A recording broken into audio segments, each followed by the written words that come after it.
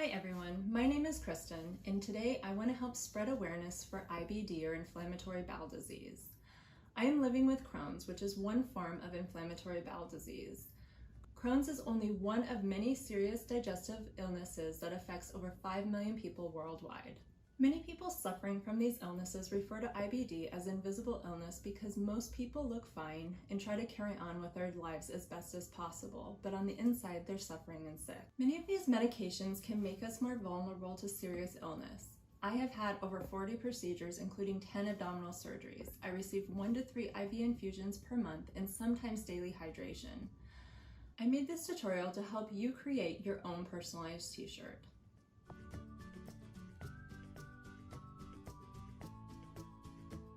Please subscribe and ring the bell.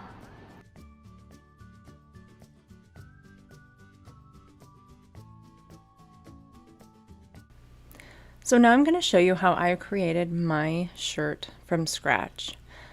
The first thing that I did is I just searched the internet for different sayings and images that I liked that I wanted to include in my shirt, and then I customized a combination of the ones that I liked. For the flower, what I initially did was I just found a sunflower image that was fairly simple, that would work well with heat transfer, that didn't have a whole lot of tiny little details, and then I used the slicing feature to cut that in half, and I will show you how I did that. So first you just Google and save an image that you want. Go to upload, click on upload image, and find the image that you have saved.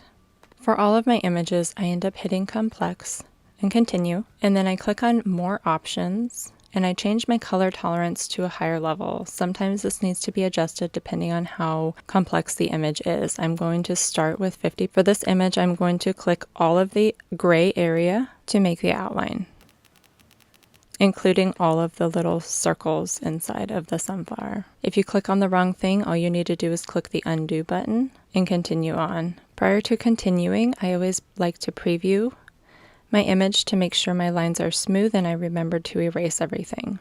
And that looks pretty good. So now I'm going to click apply and continue, and then cut image and hit upload. Now click on my image and click add to canvas. And as you can see here, mine looks still a little bit different. So what you end up doing first is you just take a shape. Since this is circular, I'm going to take a circle and resize it to bigger than the flower shape. You highlight both of them and you come down to the bottom and you hit slice. And now you can see here that the image is inverted. So I wanted my petals to be this way and the inside solid.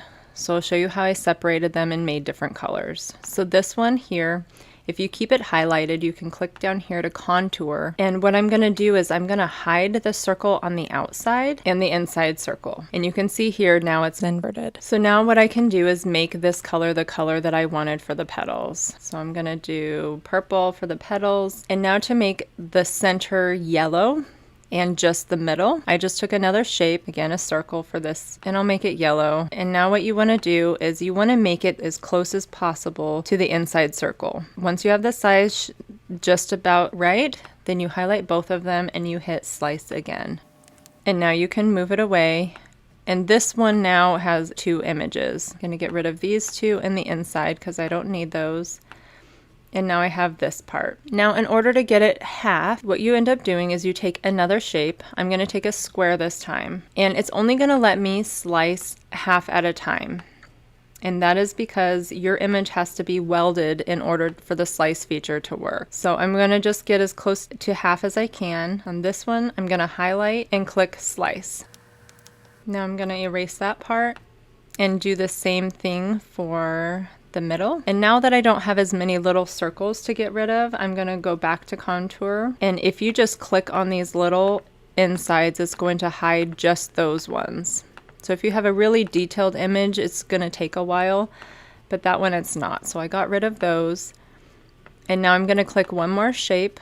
I'm going to again do another square. And this time, so I make sure I have the right size, I'm going to make sure it's as lined up as possible first, and then you have to move the purple one away because it will not slice unless it's only one item at a time, or they have to be welded. And if I weld these together, they're going to be stuck together in the same color. And now I'm going to click slice. And now I can move the half of this over here to be lined up with the other part.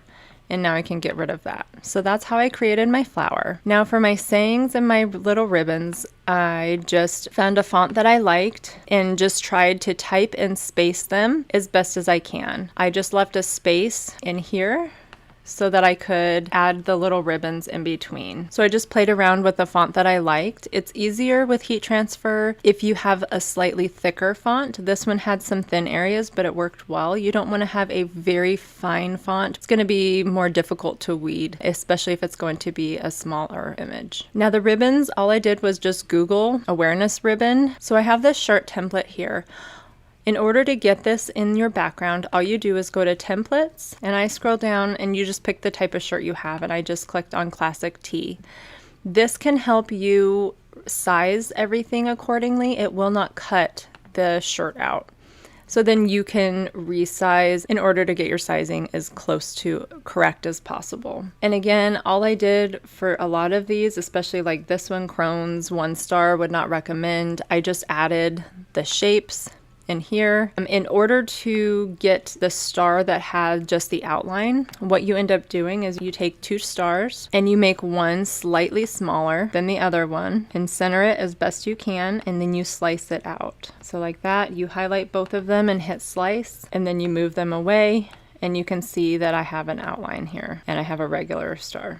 So that's how I was able to get the outlined star like I did up here. And now one of the most important things with heat transfer vinyl, and especially when you're using lettering, is you need to make sure you mirror your image. This is important for pretty much any heat transfer vinyl project. And how you do that is when you go to make it, you click on this button here to mirror, and then you can reposition everything. You need to hit mirror for every color, which when I first open up my image so I don't forget, I hit mirror on all of them first, so I don't start cutting and then regret that decision and have to throw everything away. And now we're ready to cut.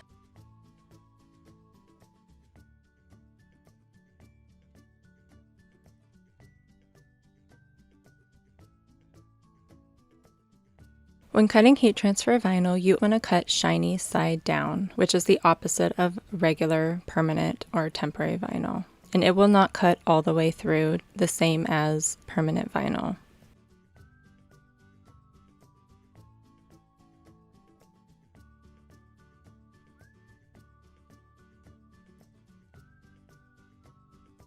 Now it's time to weed your heat transfer vinyl. Heat transfer vinyl is different than permanent or temporary vinyl. When you peel off, the colored part is not sticky. The clear part remains intact, and that is called the carrier sheet. That carrier sheet is what's going to help keep your image in the same position while you are pressing it onto your shirt, but you remove it after you are finished. I find it easier to weed heat transfer vinyl than permanent vinyl.